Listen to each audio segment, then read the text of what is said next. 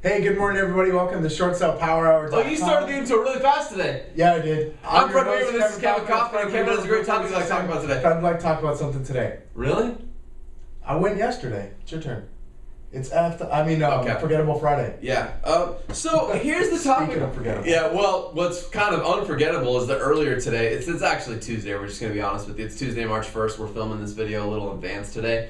And earlier today, we went back and watched one of our hidden videos that no longer you can watch. It's not available anymore. But it just kind of brought us back in the spirit of what Short Sale Power Hour used to be about. We've changed, and change is good.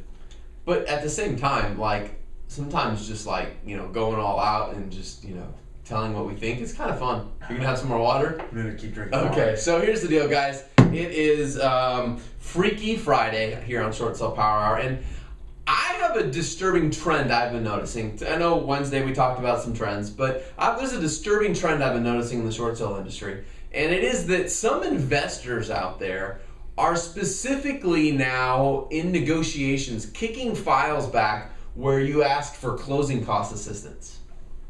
It's good water. Was it good? Brought to you by Nestle, makers of chocolate chips and Pure Life water. Pure Life water.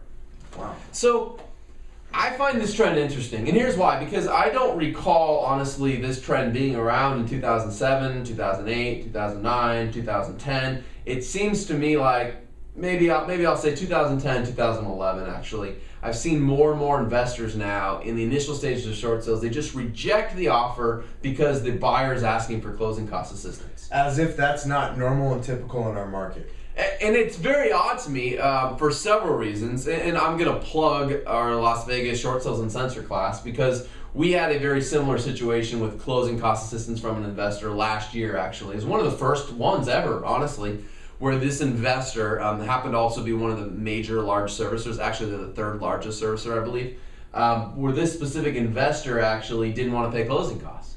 And so at Las Vegas Short Sales Uncensored, you just might be privy to some information that will be very entertaining, educational for you, and help you understand a little bit better where the bank executives are coming from when they make these ridiculous claims like it's uncommon for closing cost assistance. Now, maybe in your particular state or area it is uncommon, but let me tell you, in Phoenix, Arizona, actually the Arizona Association of Realtors just launched a brand new contract, okay? A new addition to our purchase contract. This addition to the contract just came out and officially went live earlier this week on the 28th of February, okay? And one of the major changes in that contract, Kevin, is that on page 2 of the purchase contract now, there actually is standard written language that says, seller shall pay up to X percentage or X dollar amount of closing costs. It's literally now written into our contract to be filled in. Now, it doesn't mean every contract has to do that, but in fact, when reading Arizona Association of Realtors, AAR's write-up on why they did that, because some people asked and they had a little write-up on why they did it, they said because it's an overwhelming trend that more times than not people ask for closing cost assistance, and the language that agents use causes a lot of problems. More times than not. So Absolutely. They put it in the contract so that rather than everybody having a different verbiage of how to ask for that, it's just now in the contract. So it's fair to say that that's standard and normal in our market. Very fair to say. And so what I'm seeing is these investors now are kicking short sales back saying, well, we won't pay for closing cost assistance. Well, great. So you just like foreclosing on homes? I mean, I don't get this mindset, and this is why we have to escalate more and more to investors. That is one of the biggest bonehead conversations ever. Who cares? It does not matter about closing cost assistance. I don't care if the HOA payoff is $18,000. Everything else is white noise except for what is the purchase price, what's the value, and what's the net proceeds. That's it. Nothing else matters. Why are we even having these conversations around of how much money is the buyer getting in closing cost assistance? It doesn't matter. If you're one of those people out there that watches the show and you quickly jump to defending the lender, and I'm going to tell you we have a few of you out there that do that, I understand that you could say, well, they're just trying to mitigate the most loss. But they're causing more losses because they're causing roadblocks, and most of the agents out in the industry who are trying, and I use the word trying very loosely, trying to do short sales just give up and quit when they're told no. And so more homes are going to foreclosure because most agents are not educated enough and they don't know actually how to get a short sale done. They don't know how to fight past that. Obviously not many of our viewers, but the overwhelming majority of agents out there do not know short sales on a high level, and they just give in when the bank says no, and ultimately what happens is more homes end up going to foreclosure than getting approved short sales. Well, and here's my thing. You could make that argument that they're just trying to mitigate more loss, but if they really were, then they would ask you for a copy of your listing agreement, which they don't every time. I know some of them do. They would ask you how long the home's been on the market, how many price changes you had, how many showings you had, and when the offer came in. They would literally, you know, if they were just trying to reject it, then they would go, oh, we got the offer in week 1, we don't want to. But this particular property that I'm dealing with right now, that I'm talking about today, and I've got a couple others I've dealt with in the past few weeks, these are all homes that have been on the market for a really long time. Yeah. And so to think that closing cost assistance is not normal and you're just trying to cut it out is ridiculous. It just makes no mitigation sense. Freaking evaluate the property, figure out what your net proceeds need to be, and shut up. I'm fired up. You made me mad. You literally just got over there and you just started going at, and it just made me mad inside. Speaking of mad, Jim's gonna be mad when he sees what you just did to his table. No, this table's great. Nobody show this video to Dunny.